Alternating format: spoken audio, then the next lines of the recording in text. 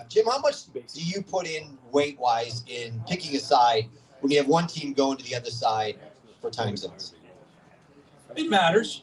It depends on, I think, what they came off of, what the home team came off of. It all comes together. You got to look at what happened last week, what's coming up next week, what's on the. There's no simple formula or trend that I believe in. I think you got to look at the spots. What's the number? Number 7 at Atlanta. I would have to look at Atlanta, honestly. I think they're alive. Not that they're a great team, but they have. I mean, they're not playing with their food. They're playing, and that's a big number on the road, guy. So yeah, I'd take Atlanta plus the 7. How about you, Jeff? Again, I didn't play the game, but if Tommy, if I were to play, I could only play the Atlanta side. It's an inflated number. But again, you have one team. You don't know their motivation, and versus a team that's playing desperately for the division. They're a much better team than Atlanta, but again, you just don't know how motivated Atlanta will be in this spot, and that's the question mark. But the number is slightly too high. I mean, again, this game we opened at 7.5, so it's a play on the number. And to Jim and Jeff's point, the value with the home team here, even though I think there's a coaching advantage with Seattle, so that certainly is baked into the number. And Atlanta coming off a pretty brutal loss to the Jets last week, so much better defense with Seattle. I think that certainly we took that into consideration too. But these gentlemen, as professionals, will tell you that it's all about the number, and it's not a surprise that they took the 7.5. The public will be all over the favor in this game. Vinny, I want to stay with you because I want to talk about something real quick here. We have you from one side of the desk, so to speak, and then we have next to you Jeff, who's betting from the other side. And we have two people here that can get along, and there can be good relations from both sides. Oh, it should be. I mean, right. I mean, but a lot of times it's not. And people look at it from a long lens too. Well, maybe I'll date myself here, and you can tell by the Italian blonde streaks in my hair that there doesn't have to be a negative relationship. I mean, there should be a positive relationship between the bettor and the bookmaker, because I want to know what their opinion is. Like, for instance, here's an example, right? These gentlemen, these folks sitting out here, they don't have to follow everything. They can follow, even if it's in the NFL, they can follow a conference, right, or a division and things like zero in on. I've got to book all the games. I want to know what respected opinions have to say, because that's valuable information to me, and that's a courtesy. There does not have to be an adversarial relationship between bettor and bookmaker, and they both need each other. It's an industry that depends on each other. So for me, and I learned a long time ago, it's better to respect respected opinions than to have it as an adversarial relationship. How about you, Jeff? What's your thoughts on that? Again, I agree with Vinny in the fact that I've always gotten along with the other side of the counter. I've exchanged information. And and the information goes two ways. They might tell you something you don't know, and vice versa. But again, there are situations where the public might be on one side and they need more money on the other side. So they might say, well, our limit's X on this game, but we can use a little extra if you want some. And it's always good to have a good relationship with both sides of the counter. I will often, if I get information on an injury or something, I'll pass it along.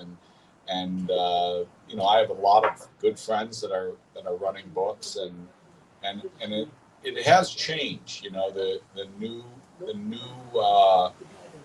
era that we're in. They look at the so-called sharps or wise guys or whatever professionals you want to call them. They look at them as the enemy, but really, it's the people that are running the books now that are not as experienced as the people from like the 90s and the 2000s, like Jimmy Vaccaro, for example. He he used to book everybody at the Mirage, and the information that he would get, I think he knew exactly who was on what and how to move a number, and if a big pit player came in, he knew he could take a substantial wager on a game because of the relationships he had. Well, I go back quite a ways. And one of the gentlemen that has passed, Bob Martin, was a good friend, and we'd share information. I'd share information with him, and there was other people along the way that I learned from, other bettors, other bookmakers. We learn. It's every day you learn, whether it's bookmaking, sports, whatever it is. It's everything. Every day is a learning experience, and you've got to keep your eyes and ears open and be willing to share.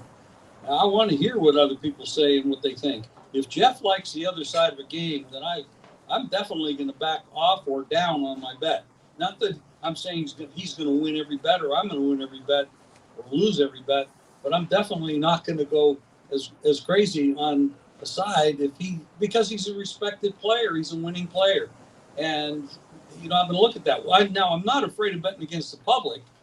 That's an easy thing to do because the public just generally doesn't do enough work, and they just, this is my team, I'm going to bet them, kind of thing. And yeah, you want to go against that, but against other people that are knowledgeable, I want to learn from them. I don't want them as my enemy. Yeah, and it's not every day that we get somebody like Vinny to be on the panel that's on the other side of the counter. So I thought Vinny brought it up to me when he was here. I thought it was at least worth having a conversation about. Well, he got a lot of extra protection coming in here. Jim, let's move on to the Steelers-Ravens game. Baltimore's favored by 6. It was 6.5. Total went from 46.5 down to 42.5. How does the Ravens bounce back after their loss to the Bengals? You talking to me? Yeah, I'm talking to you. You talking to me? I'm talking to you. You talking to me? Where's Robert De Niro? It's a good question. He owes me money. I don't trust the Ravens. They've just been. I keep using the same phrase all the time. They're playing with their food. Lamar's maybe not healthy. The coaching staff has made some mistakes this year, beginning with the first game when they had that big lead. There's something wrong there, and maybe they need a change, just like maybe need a change in Pittsburgh. But I have to play the dog or nothing. And I would definitely play the under. Jeff, what's your thoughts on this game? I didn't play the game. And again, there's just too many question marks on this game. And, there is something wrong with Baltimore. You can't necessarily put your finger on it.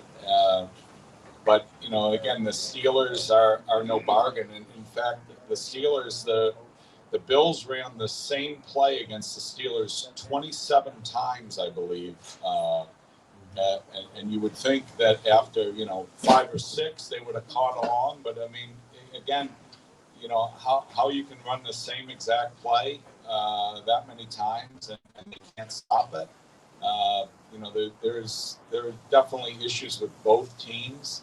And again, I didn't play the game. I think the number's in the ballpark. I would maybe have taken 7, but again, reluctantly. I think I think there's a lot of games this week where the number for Vinny it's a good game to book.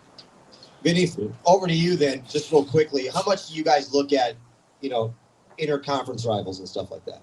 Well, I think you have to pay close attention, particularly in this case, Tommy, right? Because these are two teams that are at the top, right? And it's the first time they're going to play each other this year. So whoever wins this game, with a game down the road, but whoever wins this one, it's actually a 2-game swing, right? Because of the head-to-head. I think it's you have to pay attention to the standings too. Who can afford both of these teams? It's a matter of from your side, the better side. Okay, who do you trust in this situation? And to Jeff's point, the points were taken initially at 6.5. Wasn't quite 7. I mean, we all remember when this was a field goal matchup, right? And then they just beat the hell out of each other. And then you bet against both of these teams the following week because they were so banged up from this game. So you have to pay close attention to it. But I think from a better standpoint too, Jeff and Jim probably held up and just said, wait, let me see how it moves. And maybe it's an in-game opportunity as well, because that's certainly taken on a whole new sense in this day and age, where the in-game really can give bettors more insight and have an opportunity. Or, again, sometimes the best bet that bettors make is the one that they don't make, right? So the most important bet could be, let me take a pass and observe. Historically, this has been a dog and under Yeah. series. I mean, like you said, 3 points is about it. But this isn't it's a weird year. Yeah. But a lot of underdogs have covered.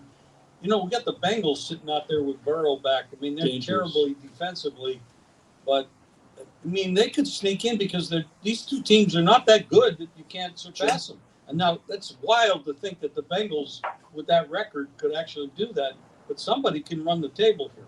To your point, But they have stuff to overcome. I mean, they got a big game this week. remember, it wasn't so many years ago that Seattle had a losing record and Right. wound up going to the playoffs because they wound up winning the division. They won a playoff game against the Saints. I think Right. the Saints were the defending champs at the time. So, desperate teams make for desperate times, for sure. Well, the way the divisions are set up, all you really need to do to get in the playoffs is win your division. Yeah.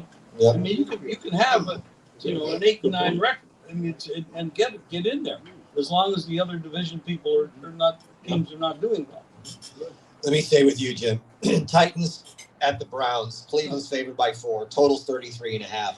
Whoa! And you just told me Watson is going to be activated? He is activated. He's activated. He's activated. I can't. This only Cleveland could do this stuff. I mean, it's what a shit show. Excuse me, but I don't know what Cleveland's doing. They're talking about playing with your food. This team for about a half a century is playing with their food.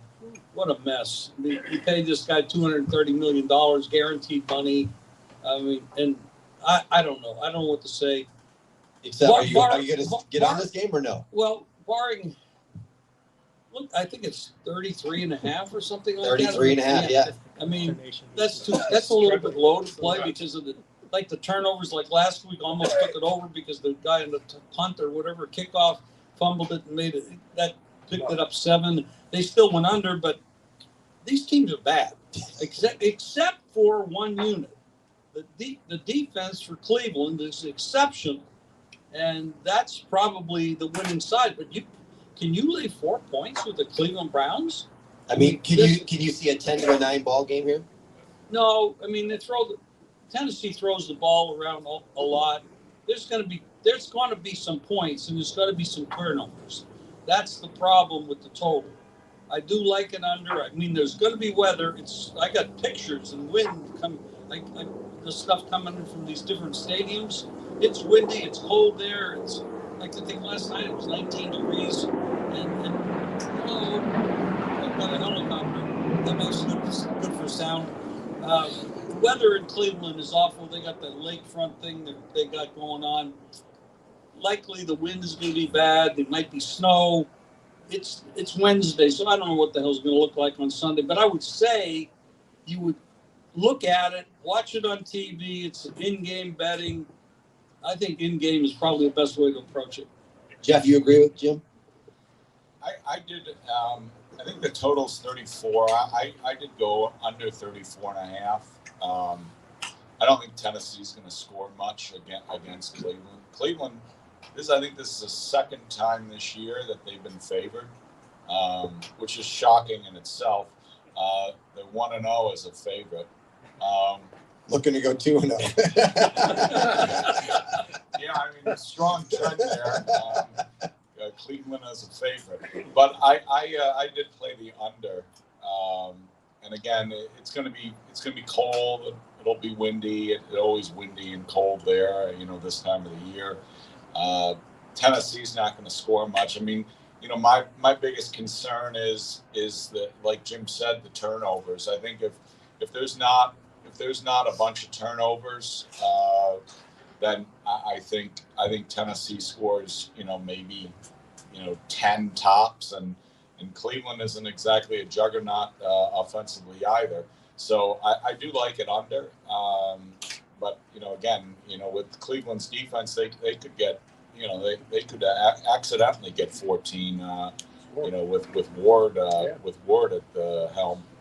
Vinny, what are you seeing on this game? I can tell you right now that regardless of the weather, it's a bet not so much on the Browns and their defense. It's a bet against Tennessee, and we've already seen money coming in on the. In fact, there's this is one of the games early in the week where it's been pretty one-sided so far on our side of the counter. But Jim and Jeff are right. It's about the Browns defense, which is as good as there is in the league, and they, maybe I'll put up a prop. Who's going to score more points, Tennessee or the Browns defense alone? Because now the weather is a great equalizer. That's an excellent point too, and both teams have to play in it. But I mean, when you look at the Browns, maybe that 1-0 trend against as a favorite could continue right here when you take the bettors in their opinion into account so far.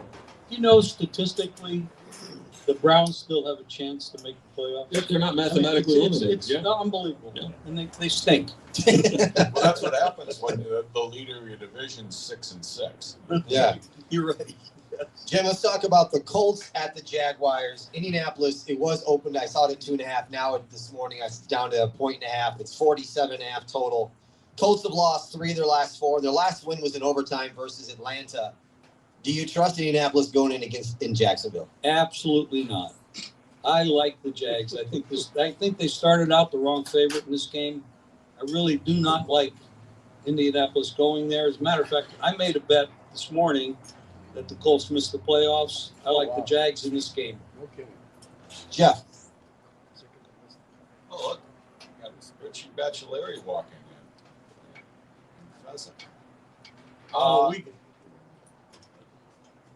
Okay, this is great. 2 all-star big guys, Richie and Fezzik. That's awesome. Hey guys. Another Hall of Famer. I would agree. I could only bet the home team here, but again, it's a toss-up game. I think it's a good game to watch and to book. I didn't bet it, and if you put a gun to my head, I would bet the Jags, but I'm not going to play the game. But I'll root for the Jags. Jim to make his bet, win his bet on the Colts not to make the playoffs. Thank you. I need all the winners I can get. I don't know if that's going to help you, Jim, but I'll do my best. I want you on my side. There's interest on both sides right now. Is that so far? I mean, but a big question mark too with the Colts is, the right kind of hit or the wrong kind of hit, I guess it would be for Daniel Jones with a fracture in his leg, which is so. I mean, if you're going to bet the Colts, it's kind of risky. Given the fact that he's not 100%. Right. Yeah. Jim, Commanders, Vikings. Minnesota was 2.5. It's down to 1.5. Total's 42. Now, last week you said that Bosmer can't be much worse than McCarthy, but he went 19 for 30 with 126 yards and 4 picks. He was worse. He was worse. And we just found out before the show that the quarterback rating for J.J. McCarthy and the quarterback rating for Bosmer I love this. is lower than if you spike the ball every time. The quarterback rating would be 39.6, and they both have ratings lower than that. Unbelievable. Unbelievable. I mean, they made a big gamble on J.J. McCarthy and got rid of Darnold. I mean, they screwed up. I mean, they had great franchise, a lot of great players. They could have been something. It's like that movie. They could have been somebody. They're just awful. Awful. Is this a game to stay away from, or are you going to take Washington? Oh, hell no. I'm taking the Commanders. Absolutely. Jeff, are you on the same side? I'm just shocked that anybody had a lower rating than J.J. McCarthy. I actually didn't play the game, and again, we were talking before the show that there's a lot of these conference championships, and I mean, what would you rather bet on? Washington and Minnesota, 2 teams that are mathematically, if they're not mathematically eliminated, they're basically eliminated. Or Ohio State and Indiana. I mean, so again, I didn't bet this game. Like a lot of the games, I haven't bet this week because again, I don't know the motivation of these teams. You know, do they even want to win? And both these teams are lousy. Vinny, for you, how difficult is it then to come up with the right line when you have a quarterback situation that's going on in Minnesota? Yeah, it's difficult because then you've got the injuries on the Washington side too, Right. Tommy? So, you know, to Jeff's point, I'd rather book some of the conference championship games than this one, but you know, it's up there. Early money's come in on the Vikings, maybe because they're home, maybe because they think that McCarthy will. It's certainly an upgrade if you could consider it an upgrade, and maybe just the home team. So Did you ever think you hear J.J. McCarthy's an upgrade? I mean, I know. but after last week, you have to say, well, at least he's got some more familiarity, right? I mean, look, Rossman was he was an undrafted free agent, I guess, for a reason, right? So he's no Kurt Warner. I'm going to quote you on that, Vinny. I'm going to write that one down. I'm going to remind you. I'm sure you will. J.J. McCarthy is an upgrade, and I don't think we're going to hear that much again. Over Prosper. Make sure you put in over. Make sure he signs that. Jim, are you going to be on any side with the Dolphins at the Jets? Miami's favored by 2.5, total at 44.5. Yes. Okay. The one thing that Miami traditionally, they do not play well in cold weather. I'll say they're playing better since they fired the GM. True, but it's still cold. They're still a warm weather team that has a tradition. Why are they favored? You know, I mean, That's Vinny. Because they're playing the Jets. Well, I mean, but the Jets have improved a little bit as well. I mean, the change of quarterback has made a difference. No, they shouldn't be favored. It's cold up there. It's going to be windy. It's going to be cold. Miami doesn't play well. The Jets aren't going to lay down. And talking about teams that want to play, the players want to play. They want to win. It might be the management, the coaching, that's looking for draft choices, but the players don't want to go out there and embarrass themselves. So they go out and play. I think the Jets will want to win. Miami will want to win.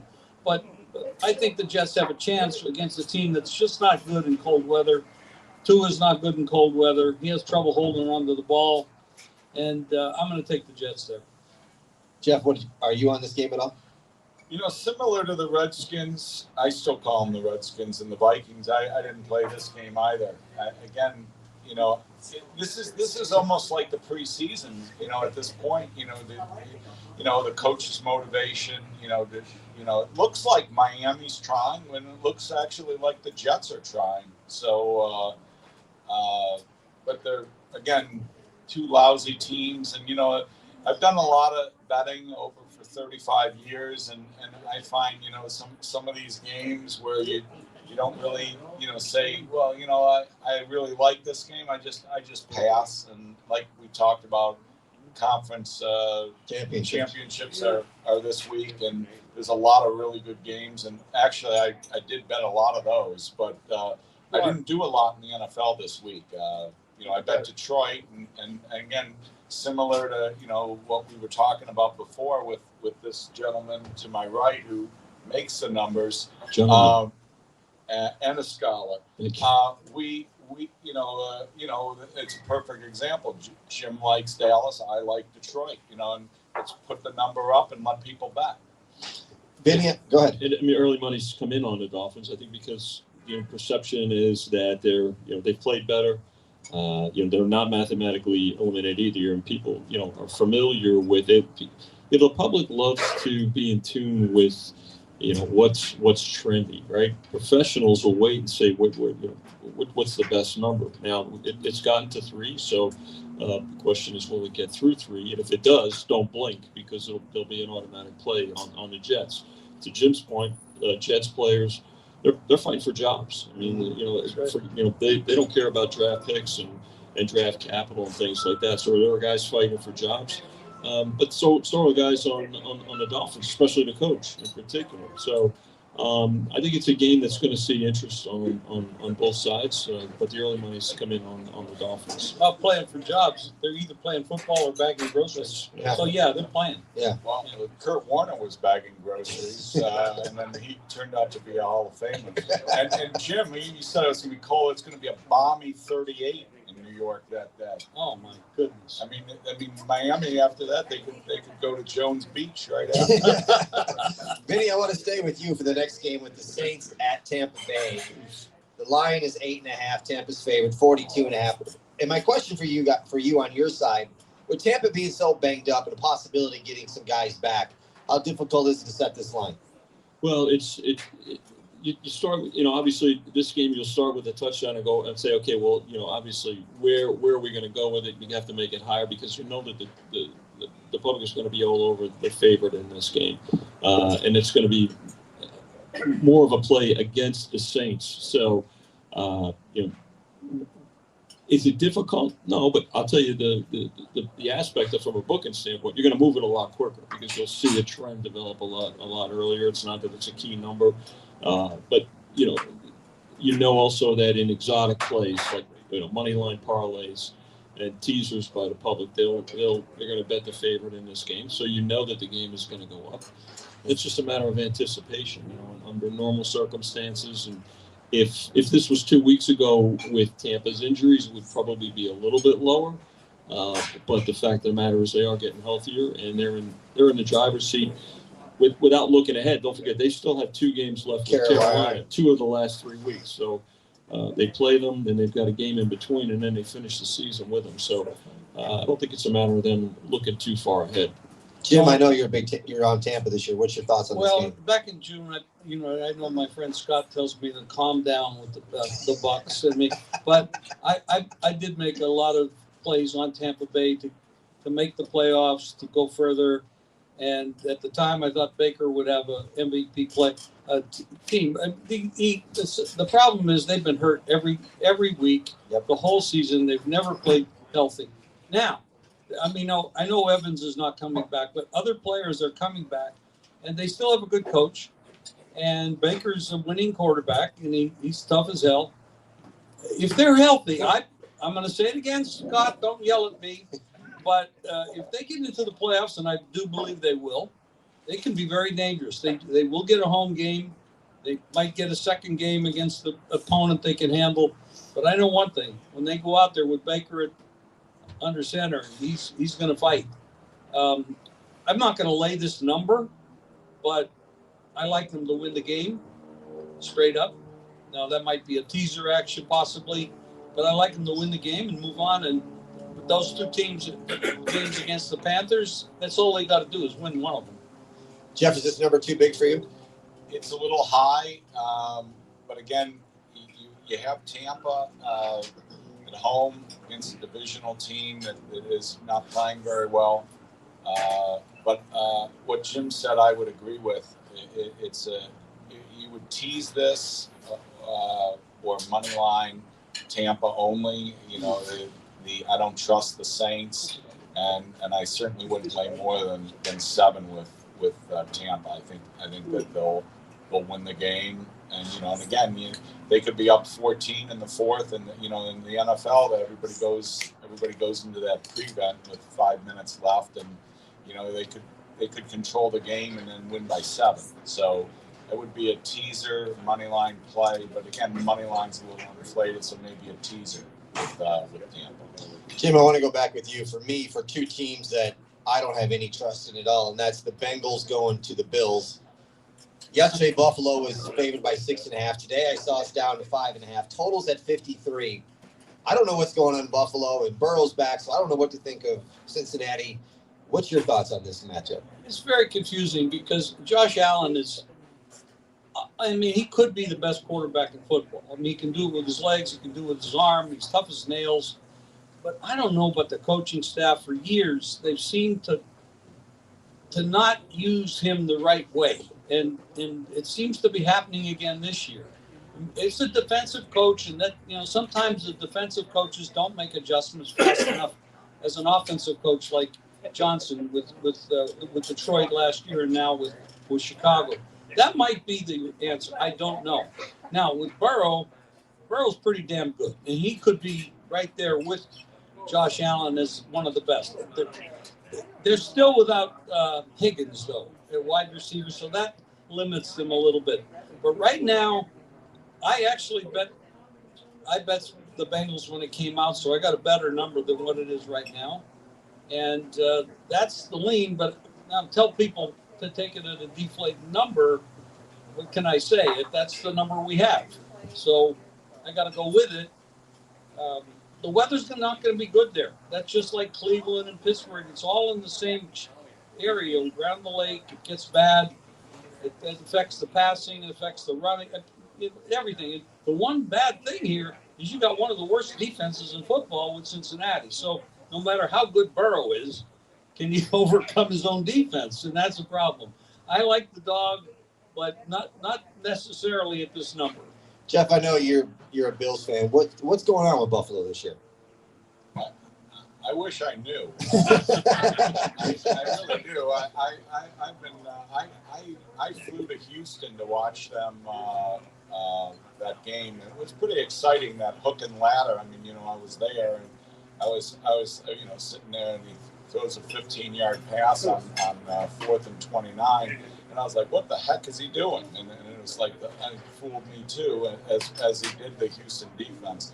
I don't know. I think their offensive coordinator, Joe Brady, I think his Cinderella time has ended. I don't like the play calling. They have had a lot of injuries. I mean, last week they had 2 offensive linemen, probably their 2 best offensive linemen out, and they ran for a record rushing against the Steelers. In fact, it broke the record of O.J. Simpson and I think the 75 Bills that went into Pittsburgh and had 200 and some odd rushing yards. So I don't know how they ran for that, but I do think that Cincinnati, with their defense, which Jim alluded to as being horrible, and especially against the run, and I think the Bills will be able to run on Cincinnati. And again, I think that, with the wind and the cold, I think it minimizes the passing game, which will neutralize the 2 great quarterbacks a little bit. And I think the Bills have a much better running game. And so, again, I think Buffalo will win the game, but I mean, they've been a Jekyll and Hyde all year long.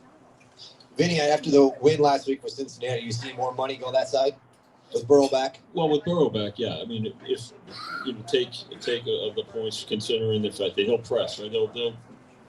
They'll score points. I mean, in this day and age, it's about teams that can score points that can possibly stay in games.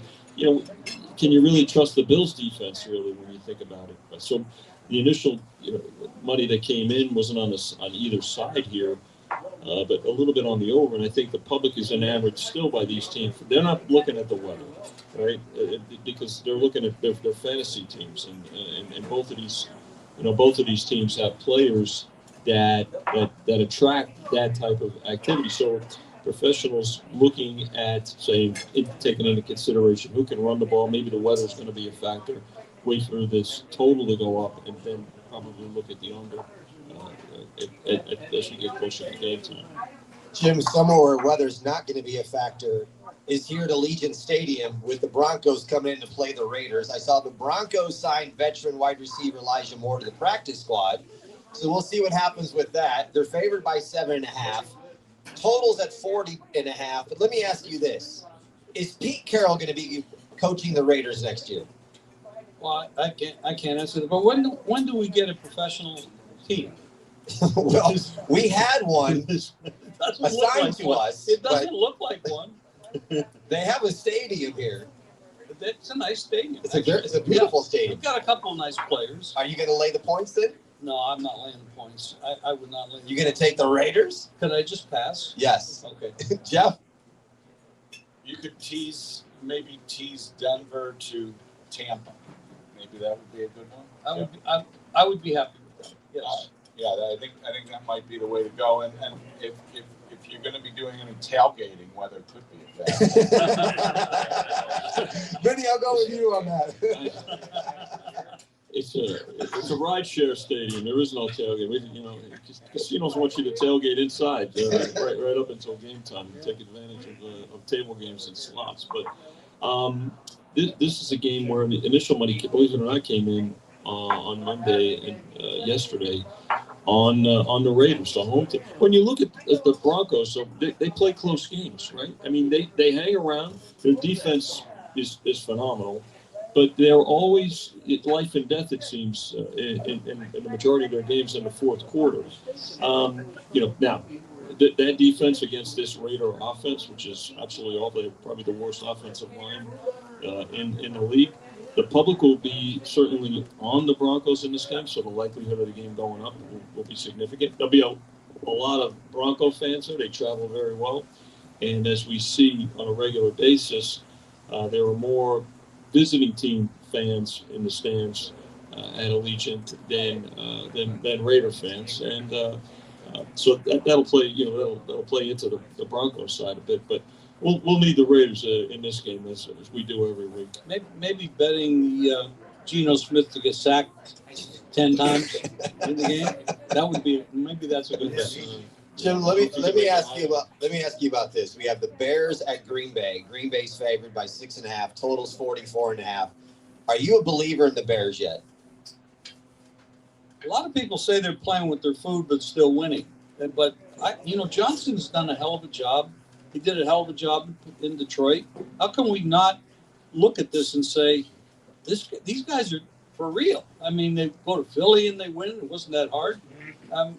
Yes, I mean they're number one in the NFC right now, the number one seed. I can't believe that. And Ben Johnson said that doesn't mean anything in Week 14, which he's right. It doesn't, but they're there right now. Well, it means something to me because they got there. They're there. I don't think they're equal to the Rams. No way, but they're there, and they have obviously this guy's a good head coach and a good offensive coordinator, and Caleb is growing and learning. And who knows where he's going to go? He has talent. His physical abilities are there. Can they beat Green Bay? Well, Green Bay. That's a tough challenge. Green Bay's a tough place to play. Green Bay's a good team, and somebody in this room is going to win some money from me because I made a bad bet. But anyway, be that as it may, I'm going to go to Dollar Loan Center and get the money.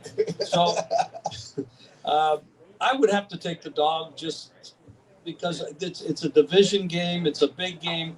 I do believe in Johnson. I do believe in their growth and what they've been doing. I don't particularly want to. I would not bet the favorite. I just don't see laying the points in the spot as a positive EV spot. Jeff, are you a believer in the Bears? I wasn't up until they beat Philadelphia as badly as they did last week. Too soon. Sorry. I really thought, that Philly was going to, basically, end Chicago's parade, and they just dismantled Philadelphia. I mean, the score was closer than it should have been, and so, their defense is not great. Their offense is not great, but they seem to be having, good running game. Their coach is great.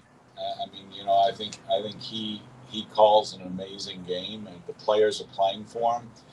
And I think that, it might very well be their year, because they keep winning games and keep surprising. So again, I wouldn't bet on Chicago in this spot, but I certainly couldn't bet Green Bay.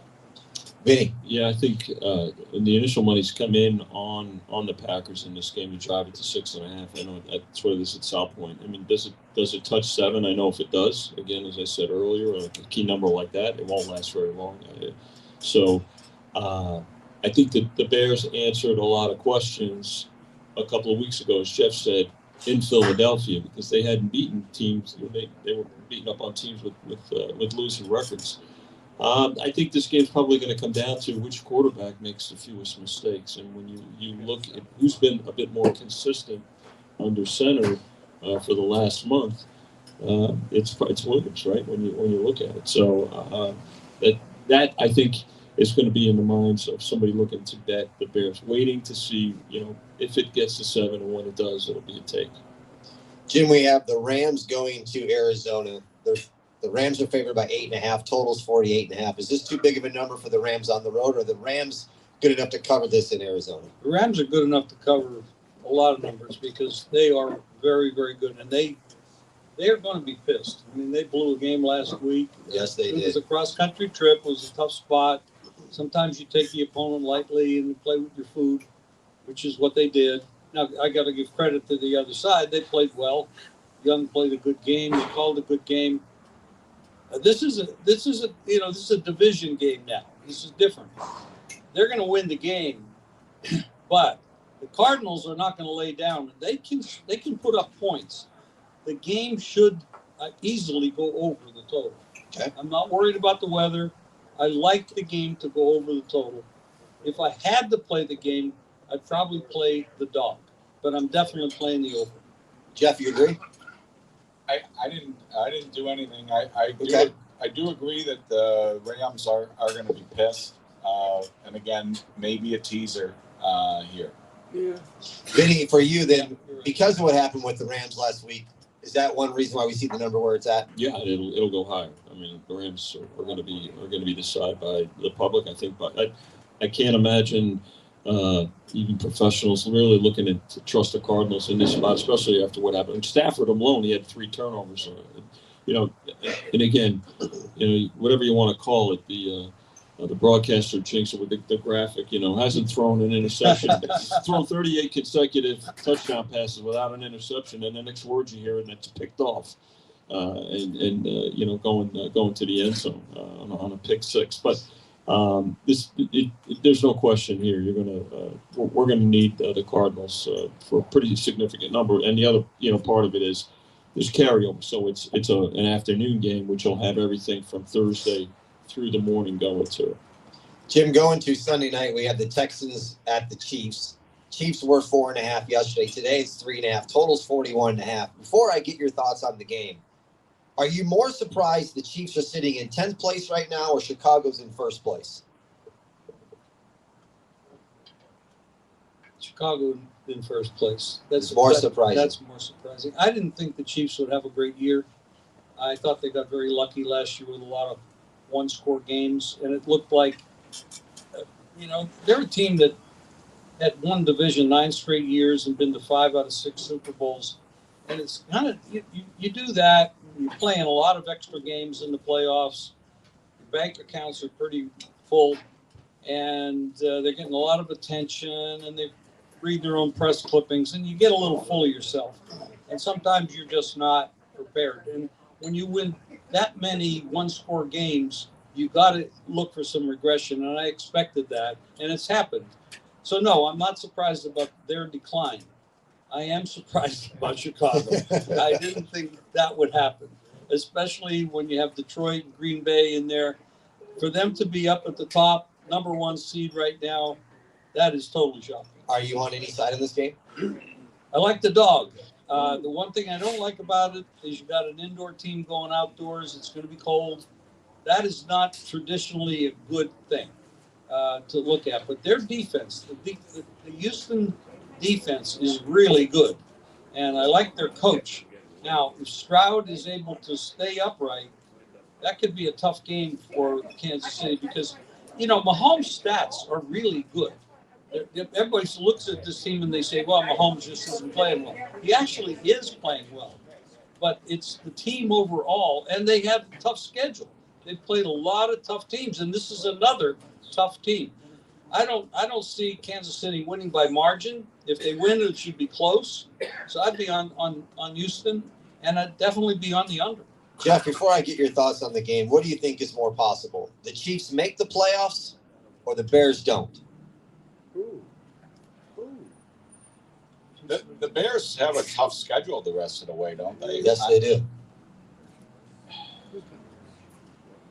Vinny, you got a thought? That's a good one. Yeah. Vinny, maybe put up a prop. Before I answer, maybe a prop. But I think There's a prop for you, Vinny. There's a prop. I don't think the Chiefs are going to make the playoffs. They lose tiebreakers to the Bills.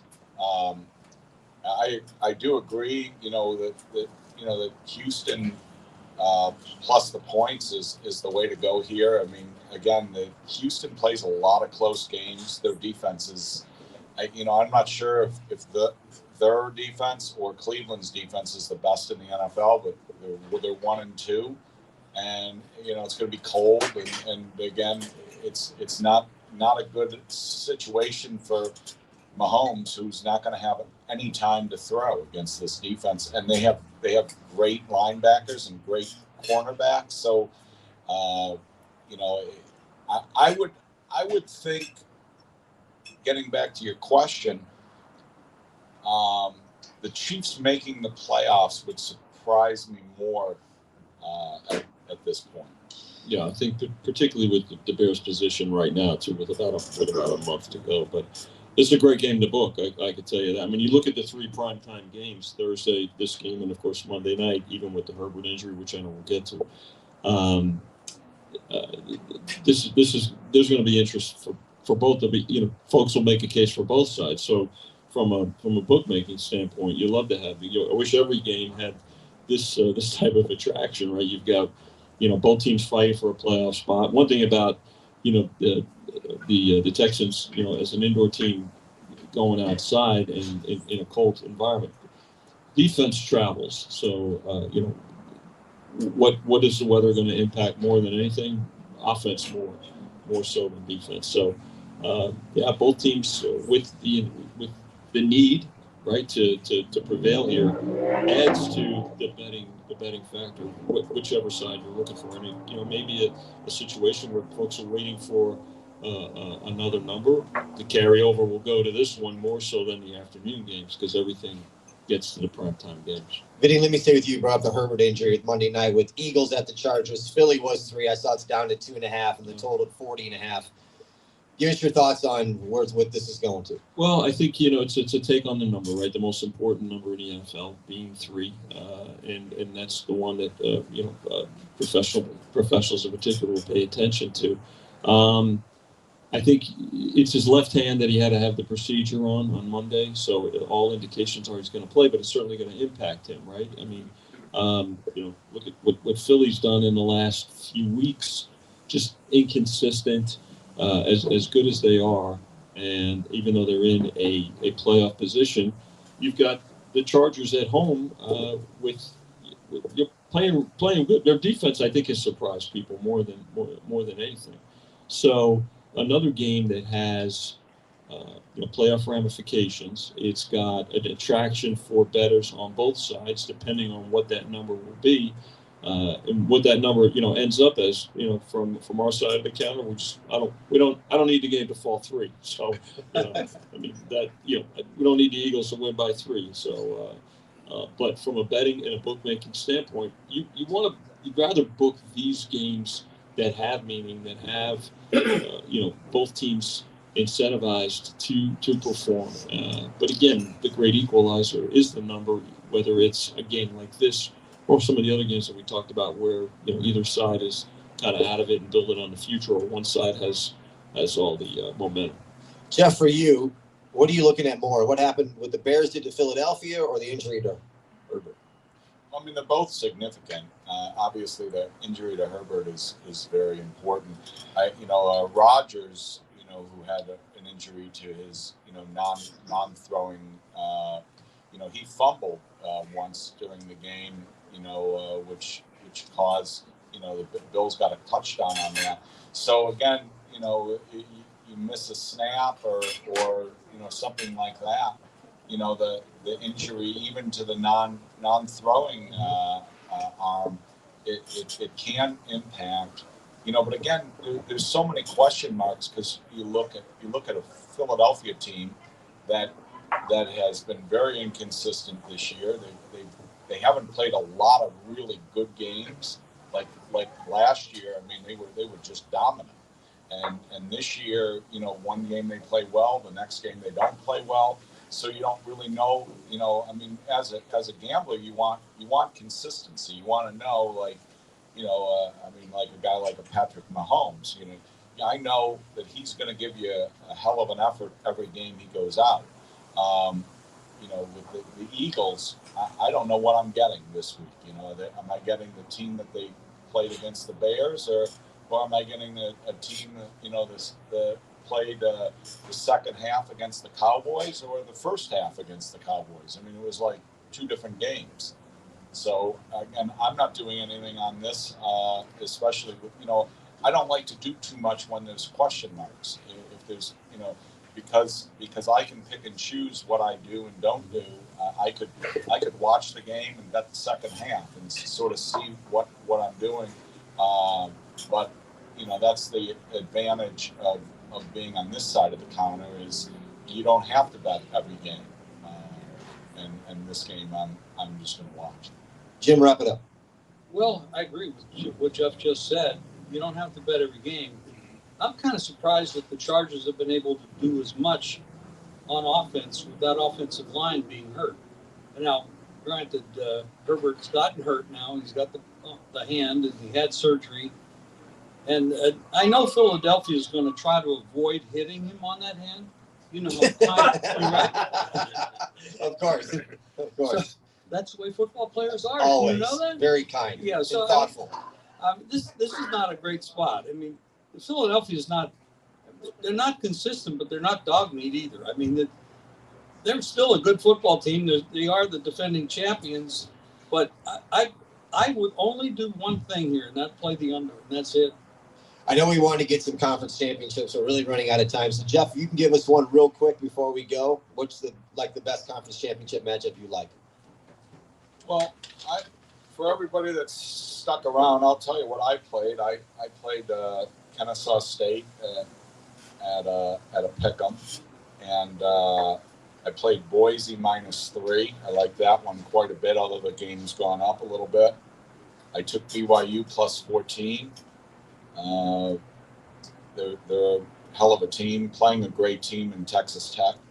But the game, I bet Georgia against Alabama. I mean, another great game. I just think Georgia's a little bit better, and you know, Bama without Saban at the helm is a different Alabama team. But the game I like a lot. You know, I bet Ohio State on the money line. I think that I laid $1.85, and I think that, you know, as good as Indiana is, I think Ohio State is the best team in the country. They have just a juggernaut at defense, and they got a great offensive line. And I think Indiana's going to be stepping up a little bit here, and I think Ohio State will show everybody just how good they are.